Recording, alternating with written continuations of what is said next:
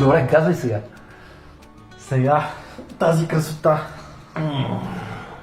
White Stout, който не е, естествено, не е чисто бял, не е буквално, но доста по-светъл от разбирането му за Stout.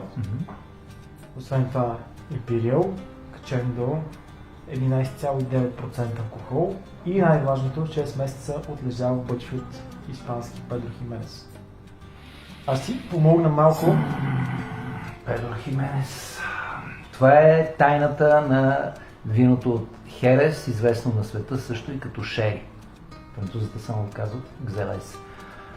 Това е нещо, което испанските пивовари в последните 2 години започнаха да правят, да отлежават взаимно в техните бъчви от без значение дали от Паро Кортало, от Педро Хименес и от другите сортове, от които се прави някакви чаши. Какви ще вземем? Ще вземем... Нямаме чашки. Това мисля, че бихме могли да го дегустираме, да, в същите чаши ще е много хубаво. Нашия другар Сянка Бобката подава чашки. Какъв... След това аз нямам друг полезен ход, освен да минем... Аз за това тук вече те финтирах по този начин, говорейки се за стаутове, за препечени малцове, за тъмна бира генерално, черна и изведнъж какво се появява. Нещо по-светло, което значи, че малцовете въобще не са толкова препечени. Това може би е Виена, преобладаващ. Нямам представа какви малцове са използвани, но Виена е такъв цвят. Може да разберем лесно. Не го пише на етикета, но пишат си в сайт. Готино е, че тази пивоварна да споделят всичките си малцове, хмелове, всичко в сайта си при нужда и рецепти. Сега, какво е характерното за Педро Хименес?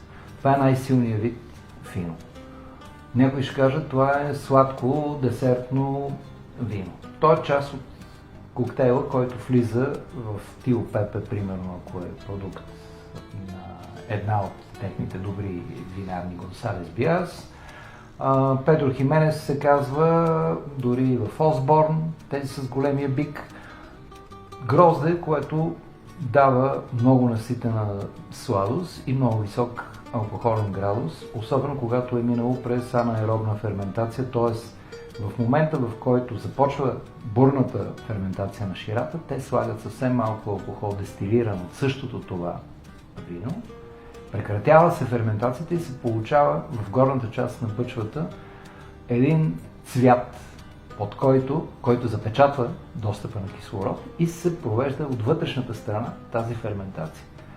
Същото нещо фигурира в Кантион, същото нещо фигурира в Бун, във всичките тези белгийски пивоварни, където се прави естествена, спонтанна. Този ферментация? Тя е анаеробна, безкислородна. Тоест ти отгоре имаш флор, както те го наричат, или флер на белгийците, които говорят френски, и ферментацията е хем на открито, хем без достъп на кислород, именно защото е била прекратена от този алкохол, който е добавен в момента на най-бурната ферментация и всичко продължава бавно и спокойно с години наред. И оттам вече принципа на криадера и солера.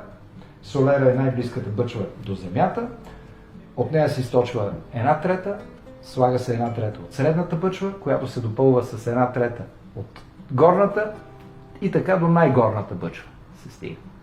Затова ти всяка година имаш горе-долу сходен вкус и теоретично погледнато в най-долната бъчва можеш да имаш останки от 100 или 200 годишно вино, в зависимост от това колко е стара самата винарна.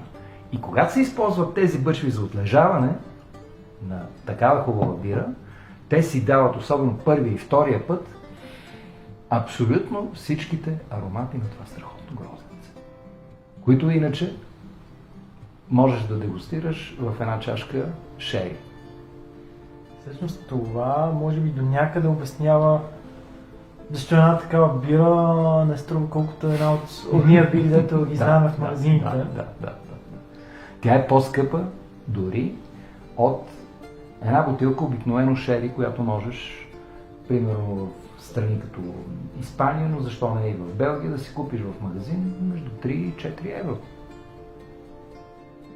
принцип, да, такава бутилка струва на Запад около 10 евро в магазин. Да.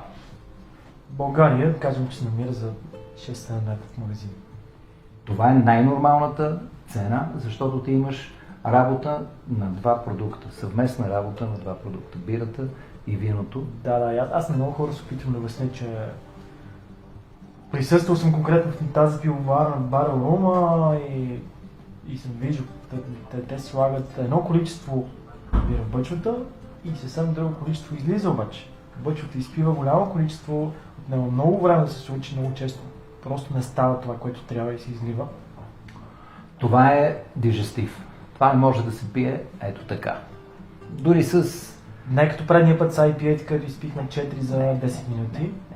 Това нещо можеш да нарежеш на тънко един поне 2 годишен хамон, испански, за да си сигурен, че ще имаш това противопоставяне на соления и дивия вкус на тези прасета, тичали по жълъдова покривка и естествено хранещи се само, защото това е достойно за тях. Това не е достойно за някакви, с извинение, пържени картофки по-белгийски, по-френски или по-български. Да, със сигурност някак си няма да е на място цялото нещо. След това нещо не знам. Другото, което ще да те питам, да. Тази бира отлежава 6 месеца в въпросните бъчви. Дали според тебе, ако беше отлежава по-дълго, вече ще да прекалено това нещо? Виж, бъчвата, без значение дали в нея отлежава бира или обратното, уиски също отлежава в такива бъчви от Педро Хименес. И обратно, бири отлежават в бъчви, където е стоял уиски. Тя е най-добра, когато и се вземат соковете в първите няколко месеца. Защото след това ти ще достигнеш до дървото. Никой няма полза от дърво. Никой няма полза от танини допълнителни в тази бира. Всеки има полза от това богатство, което ти дават винените аромати и този после вкус продължителен, напоителен и направо упоителен. Изгряващ. Това е малкото. Сгряването. За мен това е изгрев също. Ти с това нещо можеш да посрещнеш изгрев. Където и да е. И лятото, и зимата. Да, бе, на 12% алкохол набира сутринта от изгрев. Не, това ще е края на вечерта. Не знам, но виж само цвета. Би се загубило, ако тази бира беше с тъмен цвят. Защото ти трябва да видиш именно цвета на зарязващото слънце. А всъщност, White Stout, готиното, че когато пък е изчистен, извън отлежаването в бъчви, абстрахирайки се от цвета, може да усетиш в аромата точно идентичния аромат на класически стаут. И изведнъж виждаш, че е относително светла бира. Как се постига това нещо? Всичкото е игра на малцове. Така че един стаут, малца е за неговото тяло. Малце той да може да продължи да работи с маята, да произвежда алкохол и да отделя въглероден двуокис, колкото месеца му трябва. Тоест няма излишно количество малц в един стаут или в един портер. Има точната мая и точното време. Има винтидж стаутове, които могат да ти отлежават 15-20 години. Съвсем нормално. Когато е силен малца и тялото, маята има какво да работи в тези 15 или 20 години, за да не стане бирата плоска. Да има все още малко въглероден двуокис, който да ти я прави по-приятна на лицето. А цвета, ти избираш какви типове малцове да използваш. Характерните преди това, включително с кафените зърна, препечени малцове, ти ги заменяш с един кара, виена или по-светли малцове, които по същия начин, ако са в по-голямо количество, могат да ти държат същата плътност и същото тяло.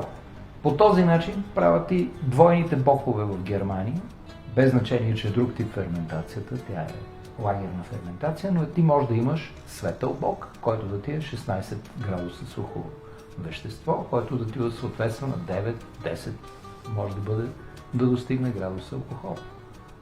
И още по-светли дори от тези. Тоест, Нека да не ни е страх от истинските науки. Аз отивам да търся хамона, за който ти каза. О, не ми говори, защото тогава ще ти кажа, ще ми дадеш рости от онези бири, които по този начин са направени най-старите в човешката история. Тези с анаеробната ферментация, с спонтанната ферментация. Киселите, точно. Другия път вадя от тях. Окей. Оставам. Завиждам на себе си.